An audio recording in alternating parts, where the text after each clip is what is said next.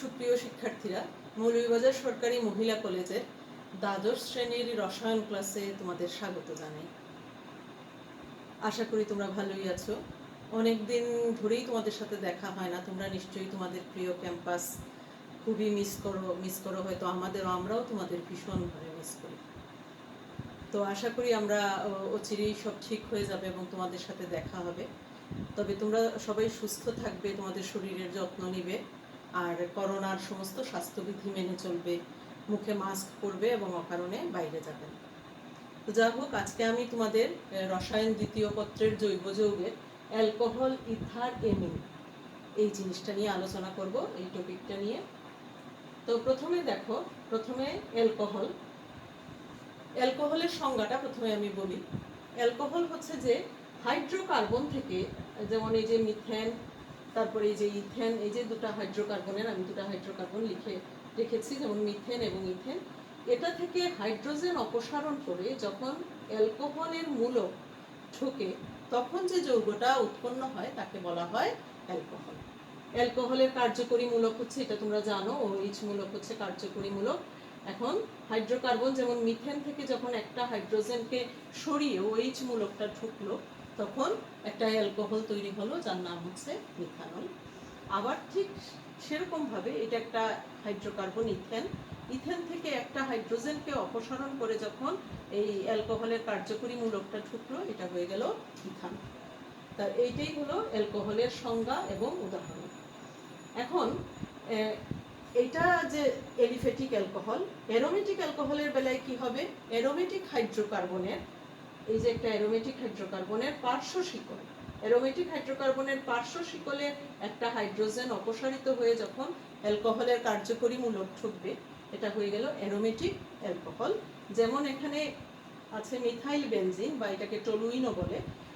এই methyl বেনজিনের methyl যে পার্শ্ব শিকল, এইটার একটা হাইড্রোজেন অপসারিত হয়ে যখন OH মূলকটা ঢুকলো, এটা একটা অ্যারোমেটিক অ্যালকোহল, বেনজাইল অ্যালকোহল তৈরি হলো। ঠিক এইভাবে এখন বেনজিনের একটা হাইড্রোজেন অপসারিত হয়ে যখন OH কার্যকরী মূলকটা ঢুকলো অ্যালকোহলের, তখন এটাকে বলা হয় ফেনল। তাইলে এর সবই হলো আমাদের alcohol, aliphatic alcohol, aromatic alcohol, phenol. ফেনলের সাথে আবার এই অ্যালকোহলগুলার একটা বেশ বড়সড় পার্থক্য আছে। কি পার্থক্য? যে এই অ্যালকোহলগুলো হচ্ছে সবগুলা নিরপেক্ষ, কিন্তু ফেনল কিন্তু অম্লধর্মী। এই অ্যালকোহলগুলা লিটমাসকে কোনো পরিবর্তন করে না, কিন্তু ফেনল কিন্তু নীল লিটমাসকে লাল করে। এবং আমরা জানি যে অম্লধর্মী বা অম্ল জলীয় দ্রবণে হাইড্রোজেন আয়ন দান করে। ঠিক সেইভাবে ফেনল দেখো পানিতে হাইড্রোজেন আয়ন দান করে, এটা হচ্ছে ফিনেট আয়ন এবং হাইড্রোনিয়াম আয়ন তৈরি করে। তো এই ফিনেট আয়নটা হচ্ছে সে হাইড্রোজেনকে জলীয় দ্রবণে হাইড্রোজেন আয়ন দান করে দিচ্ছে। এ থেকে বোঝা যায়, এই বিক্রিয়া থেকে, যে ফেনল হচ্ছে অম্লধর্মী আর এই অ্যালকোহলগুলো সব হচ্ছে নিরপেক্ষ। এরপর আমরা চলে যাই একটু আলোচনাতে ইথার। আচ্ছা, এটার অবশ্য আরেকটা আলোচনা একটু বাকি রয়ে গেল, সেটা হচ্ছে আমরা অ্যালকোহলের শ্রেণী বিভাগটা একটু আলোচনা করে ফেলি। অ্যালকোহল হচ্ছে এলিফ্যাটিক অ্যালকোহল, অ্যারোমেটিক অ্যালকোহল, এটা তো আমি মোটামুটি বড় দাগে তোমাদের বলে ফেললাম। এখন এলিফ্যাটিক অ্যালকোহলকে আবার আমরা প্রাইমারি, সেকেন্ডারি, টারশিয়ারি, এলিফ্যাটিক, অ্যারোমেটিক সবগুলাকেই এটা বলা যায়। তো এটা নিয়ে আমি একটু আলোচনা করি।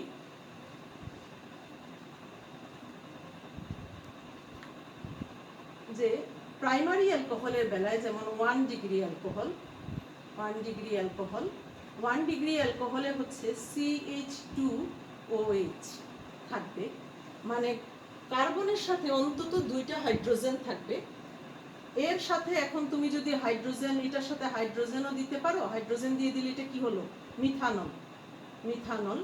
এখন যদি আমি এখানে হাইড্রোজেন না দিয়ে অন্য যে কোনো একটা অ্যালকাইল মূলক দিই, যেমন ধরো CH3, তাইলে এটা কি হলো? ইথানল। তো তার মানে কি, এটা হলো 1 ডিগ্রি অ্যালকোহল এবং কার্বনের সাথে দুইটা হাইড্রোজেন থাকবে। এখন যদি আমরা 2 ডিগ্রি অ্যালকোহলে যাই, 2 ডিগ্রি অ্যালকোহলে CHOH, কার্বনের সাথে একটা হাইড্রোজেন থাকবে আর তার দুই পাশে দুইটা অ্যালকাইল মূলক থাকবে। এখন এই অ্যালকাইল মূলকগুলো আর না লিখে আমি যদি CH3 দেই, তাইলে এটা কি হলো, প্রোপানল 2। এটা হলো একটা 2 ডিগ্রি অ্যালকোহল বা সেকেন্ডারি অ্যালকোহল। আর আরেকটা আমি 3 ডিগ্রি অ্যালকোহল। 3 ডিগ্রি অ্যালকোহলে কার্বনের সাথে কোনো হাইড্রোজেনই থাকবে না, তিন পাশে তিনটা অ্যালকাইল মূলক থাকবে, এটা হচ্ছে 3 ডিগ্রি অ্যালকোহল। এখন তিনটা যদি আমি মিথাইল মূলক দেই, তাহলে এটা কি হলো, 2 মিথাইল প্রোপানল 2। এটা হলো একটা 3 ডিগ্রি অ্যালকোহল।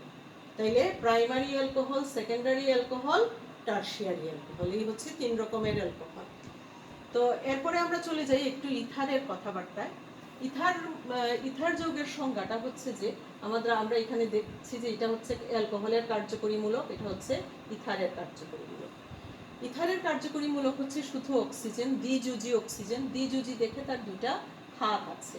এই দ্বিযুজি অক্সিজেনের এখন দুই পাশে তুমি দুইটা অ্যালকাইল মূলকও থাকতে পারে, অ্যারাইল মূলকও থাকতে পারে। এইটা যে যৌগ হয় এগুলোই হচ্ছে ইথার যৌগ।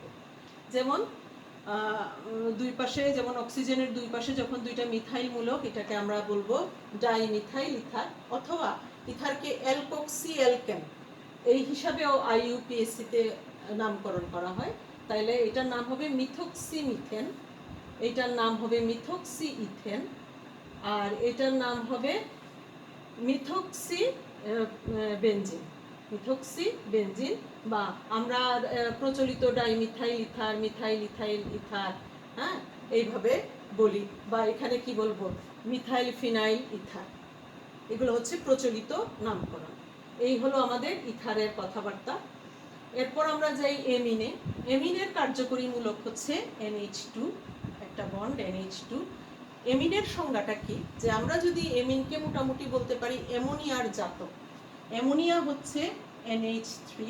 এখন অ্যামোনিয়ার একটা হাইড্রোজেন অপসারিত হয়ে যখন অ্যালকাইল মূলক বা অ্যারাইল মূলক ঢুকবে, তখন এগুলো হচ্ছে এমিন। এমিনের কার্যকরী মূলক হচ্ছে NH2। এই যে এটা একটা এমিন, মিথাইল এমিন যৌগ। এখন এখানে হাইড্রোজেন সরে গিয়ে আরেকটা হাইড্রোজেন অপসারিত হয়ে আরেকটা অ্যালকাইল মূলকও ঢুকতে পারে, এটা হচ্ছে ডাইমিথাইল এমিন।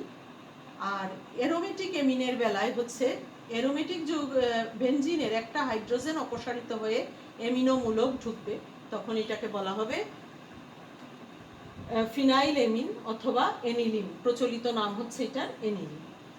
ঠিক এইভাবে এখানে আরেকটা হাইড্রোজেন সরে এখানেও মিথাইল গ্রুপ ঢুকতে পারে, তখন আমরা বলবো এন মিথাইল বেনজিন। তো এমিনের বেলায় আবার এমিনের কিছু শ্রেণী বিভাগ আছে। যেমন এমিনের প্রথম শ্রেণী বিভাগ হচ্ছে যে এটা হচ্ছে এলিফেটিক এমিন, অ্যারোমেটিক এমিন, এছাড়া হচ্ছে বিষমচাক্রিক এমিনও হয়। তো এলিফেটিক এমিন তো আমরা বুঝলামই, এগুলা হচ্ছে এলিফেটিক এমিন, এগুলা হচ্ছে অ্যারোমেটিক এমিন। আর বিষমচাক্রিক এমিনটা কি? বিষমচাক্রিক এমিনটা হচ্ছে গিয়ে যেমন পাইরোল, তোমরা এইসব যৌগের নাম শিখেছো। পাইরোল মানে চক্রের মধ্যে যখন নাইট্রোজেন ঢুকে পড়বে, যেমন এই যে এটা হলো পাইরোল। তারপর আরেকটা হচ্ছে পিরিডিন, মূল চক্রের মধ্যে যখন নাইট্রোজেন ঢুকে যাবে তখন এটা হচ্ছে বিষমচাক্রিক এমিন। এগুলা হচ্ছে বিষমচাক্রিক এমিন। তাহলে এখন এমিনেরও ঠিক অ্যালকোহলের মতো ভাগ আছে, যেমন 1 ডিগ্রি, 2 ডিগ্রি, 3 ডিগ্রি এমিন, এগুলা হচ্ছে ভাগ। 1 ডিগ্রি এমিন কোনগুলা, যেমন আমরা যেটা যখন এন এর সাথে যখন দুইটা হাইড্রোজেন থাকবে সেটা হচ্ছে 1 ডিগ্রি এমিন, যেমন CH3NH2, এটা হচ্ছে 1 ডিগ্রি এমিন। আমি মুছে ফেললাম শুধু। আবার আরেকটা হচ্ছে এখন এন এর সাথে যদি একটা হাইড্রোজেন থাকে সেটা হচ্ছে 2 ডিগ্রি এমিন, যেমন ডাইমিথাইল এমিন।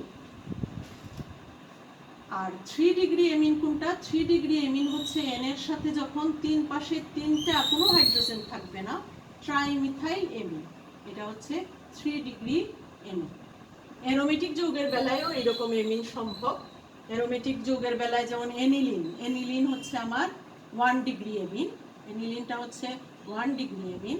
তারপর এইটা থেকে আরেকটা হাইড্রোজেন সরে যখন CH3 ঢুকলো, এন মিথাইল বেনজিন, এটা হচ্ছে 2 ডিগ্রি এমিন।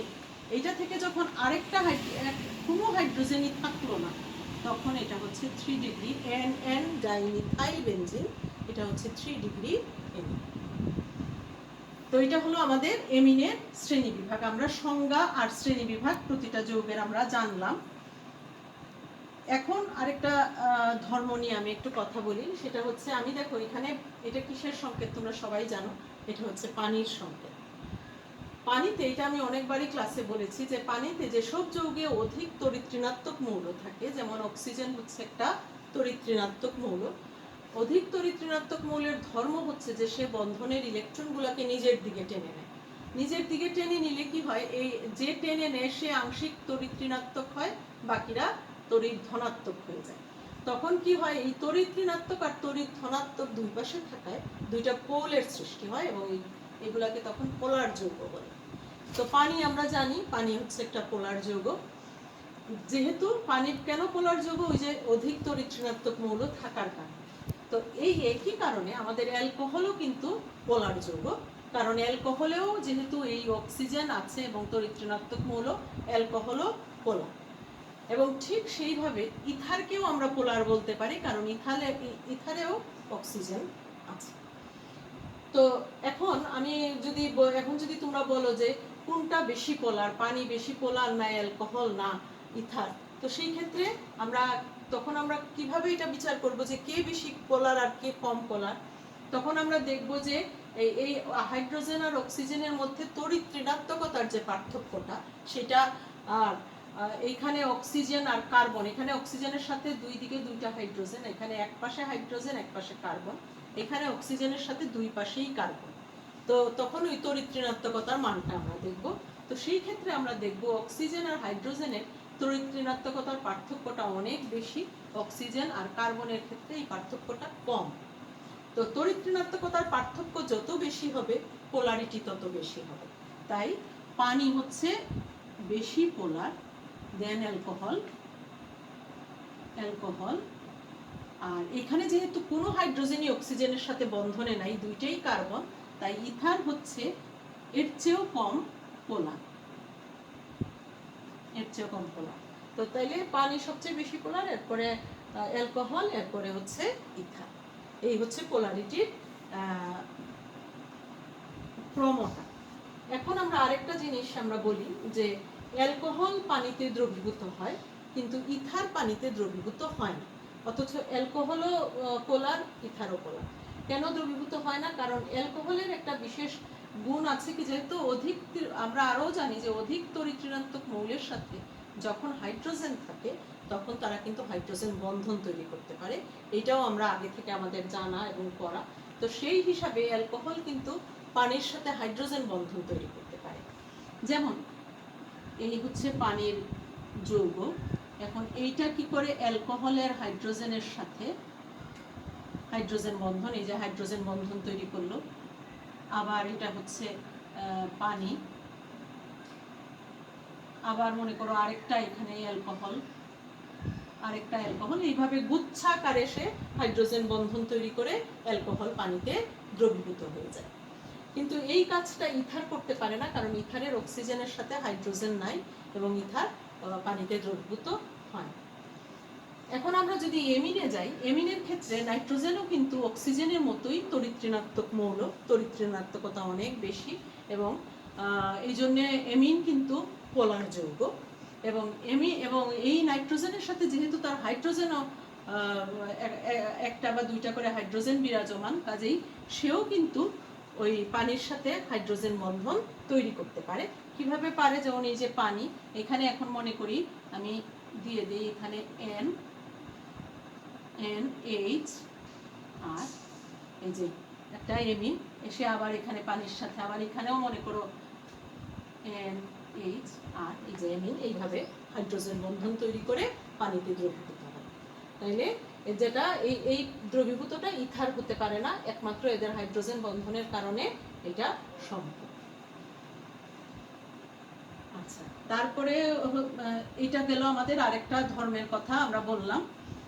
এখন আমরা তো একটা জিনিস মনে হয় আমি একটু মিস করে গেছি, আমি আবার একটু বলি। আমরা তো 1 ডিগ্রি 2 ডিগ্রি 3 ডিগ্রি অ্যালকোহল বিভাজনটা করেছিলাম। এটা আমরা কিসের অ্যালকোহলের শ্রেণী বিভাগ করেছি? এটা কিন্তু মনোহাইড্রিক অ্যালকোহলে। মনোহাইড্রিক অ্যালকোহল মানে কি, যে যে অ্যালকোহলে একটা অ্যালকোহলিক মূলক থাকে সেই ক্ষেত্রে এটাকে বলা হয় মনোহাইড্রিক অ্যালকোহল। সেই সাথে আমরা কিন্তু জানি পলিহাইড্রিক অ্যালকোহলও আছে। আমি একটু উদাহরণ দিয়ে দিই, তোমাদের খুব পরিচিত। যেমন আমরা গ্লিসারিন, আমরা তো সবাই গ্লিসারিন চিনি। গ্লিসারিন দেখো একটা পলিহাইড্রিক অ্যালকোহল। গ্লিসারিনে কয়টা? এই যে 3টা। এটা হচ্ছে গ্লিসারিনের সংকেত। 3টা অ্যালকোহল মূলক থাকে এবং এই জন্য এটা হচ্ছে পলিহাইড্রিক অ্যালকোহল। এটা আমি তখন বলি নাই, আমি মিস করে গেছি, এটা আমি এখন বললাম। যেটা হচ্ছে একটা পলিহাইড্রিক অ্যালকোহলের উদাহরণ। এবং এই জিনিসগুলো, এই গ্লিসারিন বা আরও যে আমরা যে ময়েশ্চারাইজিং বিভিন্ন লোশন মাখি, এই সবই কিন্তু অ্যালকোহলিক যৌগ। কারণ তারা এই হাইড্রোজেনের বন্ধনের মাধ্যমে এই লোশনগুলা পানিকে ধরে রাখে এবং এই জন্য আমরা ময়েশ্চারাইজার হিসাবে এগুলা ব্যবহার করি। আরও আছে সরবিটল আছে। সরবিটল হচ্ছে 6টা হচ্ছে 6টা অ্যালকোহলিক মূলক থাকে। 6টা অ্যালকোহলিক মূলক থাকে। এটা হচ্ছে সরবিটলের সংকেত। এটার নাম হচ্ছে আইইউপিএসিতে, এটার নাম হচ্ছে হেক্সেন 1 2 3 4 5 6 হেক্সঅল। এটা হচ্ছে আর পরিচিত নাম হচ্ছে এটার সরবিটল। তো এই হচ্ছে পলিহাইড্রিক অ্যালকোহলের উদাহরণ। এখন আমরা এমিনের একটা বৈশিষ্ট্য নিয়ে আলোচনা করি। আমরা জানি অ্যামোনিয়া হচ্ছে ক্ষারধর্মী। অ্যামোনিয়া ক্ষারধর্মী। কেন অ্যামোনিয়া ক্ষারধর্মী? কারণ অ্যামোনিয়াতে নিঃসঙ্গ জোড় ইলেকট্রন, একজোড়া নিঃসঙ্গ জোড় ইলেকট্রন আছে এবং এই নিঃসঙ্গ জোড় ইলেকট্রন যখন এই নিঃসঙ্গ জোড় ইলেকট্রন সে অন্য যৌগ থেকে হাইড্রোজেন আয়ন নিজের দিকে টানতে পারে নিঃসঙ্গ জোড় ইলেকট্রনের কারণে। এই জন্য অ্যামোনিয়া হচ্ছে ক্ষারধর্মী। ঠিক একইভাবে আমাদের এমিনও কিন্তু ক্ষারধর্মী। যেমন প্রাইমারি এমিন CH3NH2, তারপর হচ্ছে সেকেন্ডারি এমিন আছে CH3NH CH3, আর টারশিয়ারি এমিন তো আছে CH3CH3। এখন এইটাও ক্ষারধর্মী, এই সবগুলা ক্ষারধর্মী যেহেতু নাইট্রোজেন এবং সবগুলাতেই নিঃসঙ্গ জোড় ইলেকট্রন থাকে। এখন তুলনা বলতে পারো যে কে বেশি ক্ষারধর্মী আর কার ক্ষারধর্মী এটা কম বৈশিষ্ট্যটা। তো এখন সেখানে আমাদের দেখতে হবে যে এখানে এর ভূমিকাটা কি। মিথাইল মূলক হচ্ছে যে কোনো অ্যালকাইল মূলক বা মিথাইল মূলক হচ্ছে এদের ধনাত্মক আবেশধর্মী থাকে। তারা ইলেকট্রন ডোনেটিং ইলেকট্রন দিতে পারে। তার মানে কি, যে নাইট্রোজেনের যেহেতু ইলেকট্রন দিতে পারে ধনাত্মক আবেশধর্মিতার কারণে নাইট্রোজেনে ইলেকট্রন ঘনত্ব বাড়ে। ইলেকট্রন ঘনত্ব যখন বাড়বে তখন তার ক্ষারধর্মিতা আরো বেশি হবে। কারণ এই নিঃসঙ্গ জোড় ইলেকট্রনে যখন ইলেকট্রন ঘনত্ব বেড়ে যাবে সে আরো খুব সহজেই একটা হাইড্রোজেন আয়নকে তার কাছে টানতে পারবে। তো কাজেই অ্যামোনিয়ার চেয়ে মিথাইল এমিন অনেক বেশি ক্ষারধর্মী। এইটার চেয়ে আবার এটা আরো বেশি ক্ষারধর্মী, কারণ এটা দুই দিক থেকে ধনাত্মক আবেশধর্মিতার কারণে তার ইলেকট্রন ঘনত্ব এখানে আরো বেশি বৃদ্ধি পায়। কাজেই অ্যামোনিয়ার চেয়ে মিথাইল এমিন বেশি ক্ষারধর্মী, ডাইমিথাইল এমিন আরো বেশি ক্ষারধর্মী। তাইলে এখন কি মনে হয় যে এটা আরো বেশি ক্ষারধর্মী হবে? কিন্তু এখানেই কিন্তু ব্যতিক্রম। এইটা কিন্তু এদের চেয়ে তার ক্ষারধর্মী সে কম। তার কারণ হচ্ছে এই যে 3টা বড় বড় গ্রুপ এই নাইট্রোজেনের চারপাশ ঘিরে বসে আছে, তারা কিন্তু অন্য কাউকে আর প্রবেশ করতে দেয় না। হাইড্রোজেন আয়নকে আর এখানে ঢোকারই জায়গা পায় না, কারণ 3টা এমনভাবে নাইট্রোজেনকে ঘিরে রাখে যে হাইড্রোজেন আয়নটা ঢুকতেই পারে না। তো এই জন্যে আমাদের কে বেশি ক্ষারধর্মীতে বলতে হবে যে RNH2 হচ্ছে বেশি। এখানে লিখলে জায়গা হবে না, আমি একটু এখান থেকে শুরু করি। যেমন RNH2 অনেক বেশি, এরপর হচ্ছে R2NH, এরপর হচ্ছে এটা R3NH বা সম্ভবত এরপরে হচ্ছে অ্যামোনিয়া এবং সব শেষে হচ্ছে এটা। সরি, এটা হচ্ছে R2NH। এটা হচ্ছে এটার চেয়েও বেশি ক্ষারধর্মী, কাজে এটা হচ্ছে সবচেয়ে বেশি। এরপর হচ্ছে RNH2, এরপর হচ্ছে এইটা আর R3N, দেন হচ্ছে অ্যামোনিয়া। এটা হচ্ছে ক্ষারধর্মিতা। তাহলে আমাদের এটা হচ্ছে সবচেয়ে বেশি প্রশ্নগুলো আসে যে কে বেশি, এটা কেন কম। তো উত্তর হচ্ছে এইরকম লিখতে হবে যে তারা যেহেতু ধনাত্মক আবেশধর্মী, তারা নাইট্রোজেনে ইলেকট্রন ঘনত্ব বৃদ্ধি করে, এই জন্যে এই সেকেন্ডারি অ্যামিন হচ্ছে অনেক বেশি ক্ষারধর্মী। তো এইগুলো আমাদের অ্যামোনিয়ার একটা বিশেষ বৈশিষ্ট্যের কথাবার্তা। আর কি বাকি থাকলো? আর বাকি থাকলো হচ্ছে যে ইথার আর এদের মধ্যে সক্রিয়তা, কে বেশি সক্রিয়। অ্যালকোহল এবং এমিনের চেয়ে ইথার হচ্ছে কম সক্রিয়। সক্রিয়তা মানে কি, যে সে বিক্রিয়া কম করে। অ্যালকোহল এবং এমিন অনেক বেশি সক্রিয়। এখন ইথার কেন কম সক্রিয় আর অ্যালকোহল কেন বেশি সক্রিয়? কারণ হচ্ছে যে এই যে অ্যালকোহলে যে অক্সিজেন আছে, এবং আমরা জানি, একটু আগেও বলছি যে এই যে অক্সিজেনের যেহেতু আংশিক তড়িৎ ঋণাত্মক এবং বন্ধনের ইলেকট্রন টানে, বন্ধনের ইলেকট্রন নিজের দিকে টানে, তো সে খুব সহজে হাইড্রোজেনকে ছেড়ে দিতে পারে, এবং এই জন্যে অ্যালকোহল অনেক বেশি সক্রিয়। আবার এই দিক থেকে যখন আমাদের এই যে